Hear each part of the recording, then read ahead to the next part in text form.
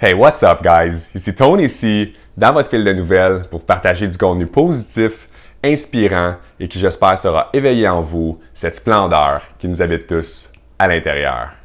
Yes! Aujourd'hui, je souhaitais vous parler des dangers de l'utilisation du téléphone cellulaire sur la santé. Dans mon vlog numéro 8, je vous parlais donc d'hyperconnectivité et de piratage cérébral. Je parlais des médias sociaux, comment que c'était néfaste. Donc aujourd'hui, suite au visionnement d'une vidéo de Simon Sinek que j'ai vu dernièrement, vous l'avez peut-être vu passer aussi, c'est ma tante en fait, ma tante Marie qui me l'a partagé. Salutations à ma tante Marie en passant. Donc dans cette vidéo-là, Simon, ce qu'il fait, c'est qu'il partage entre autres des statistiques, il démontre qu'il y a des statistiques alarmantes par rapport aux corrélations entre l'augmentation du taux de suicide, de dépression et de mort par overdose qui sont reliés en partie avec, dans certains cas, l'utilisation abusive du téléphone intelligent. Il parle également donc des parents. Il rappelle l'importance des parents de contrôler le temps d'exposition aux enfants. Puis il n'y a pas de téléphone, pas de tablette avant un certain âge et limiter l'utilisation parce que la quantité de dopamine qui est libérée, les enfants peuvent juste, leur cerveau ne peut pas gérer ça. C'est néfaste. Et ça l'amène à un autre problème qu'il observe, lui, dans des entreprises auxquelles il a fait des mandats. Les nouveaux employés, ils arrivent avec des problèmes d'addiction carrément, puis ça s'observe dans le milieu de travail en les comparant avec les anciens employés. Les anciens employés ont leur téléphone donc plus éloigné sur leur bureau de travail, alors que les nouveaux employés ont leur téléphone entre le clavier et eux-mêmes. Donc, ils alternent entre regarder leur téléphone et regarder l'écran. Et ça, c'est super néfaste. Il y a des études c'est néfaste pour la productivité, puis c'est néfaste pour la santé aussi. Il y a des études qui ont démontré, ils ont reproduit donc l'exposition de lumière d'un écran d'ordinateur et d'un téléphone intelligent. Donc, ils ont exposé les souris à ces différentes luminosités-là, donc luminosité d'ordi, luminosité de cellulaire.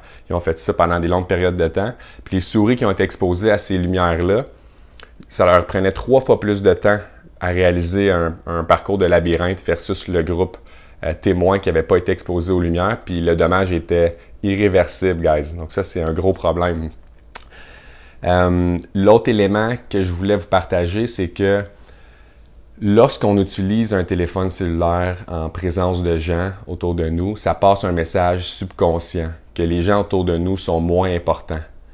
Donc, que vous soyez dans un souper de famille, par exemple, puis que vous mettiez votre téléphone sur la table, mais vous dites à tout le monde qu'ils sont moins importants que votre téléphone. Donc, moi, j'ai commis cette erreur-là souvent, puis je pense que pas encore parfait, je travaille là-dessus.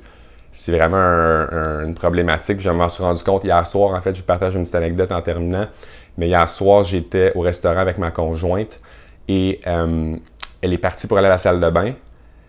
Et là, j'ai eu tout de suite le réflexe de sortir mon téléphone cellulaire, puis je me suis rendu compte, Colin, non, genre, fait que je vais pas sortir mon cell, j'ai rangé mon cell, puis là, je regardais autour de moi pendant quelques minutes, mais c'était weird de regarder autour de moi, juste de rien faire. J'avais vraiment envie de pogner mon cell, ça démontre à quel point on est accroché à nos appareils, puis c'est vraiment problématique. Il faut vraiment, faut travailler à corriger ça parce que ça va pas s'améliorer, guys, ça regarde pas bien pour la suite. Donc, soyez conscient que votre appareil, oui, c'est un outil de travail. J'enregistre mes capsules vidéo, j'en ai besoin, mais de bloquer des périodes de temps pour l'utiliser.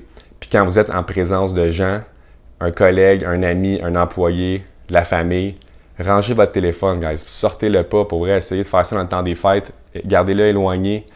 Les relations, ça se bâtit dans le temps que vous mettez à l'extérieur du temps que vous consacrez sur vos appareils. Puis si vous n'avez pas acheté votre cadeau de Noël, je vais mettre dans les commentaires un truc que j'ai vu. C'était une espèce de boîte qu'on peut mettre tous les téléphones de nos amis, de notre famille là-dedans pendant le souper. Puis il y a un code, donc tu programmes une minuterie, puis la boîte, elle est fermée pendant le nombre de temps que tu as programmé. Donc c'est impossible d'ouvrir la boîte. Donc c'est comme une prison pour les téléphones cellulaires.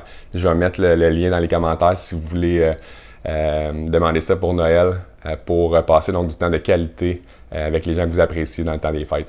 Alors, je vous souhaite une très belle fin de journée. On se retrouve demain, guys. Ciao!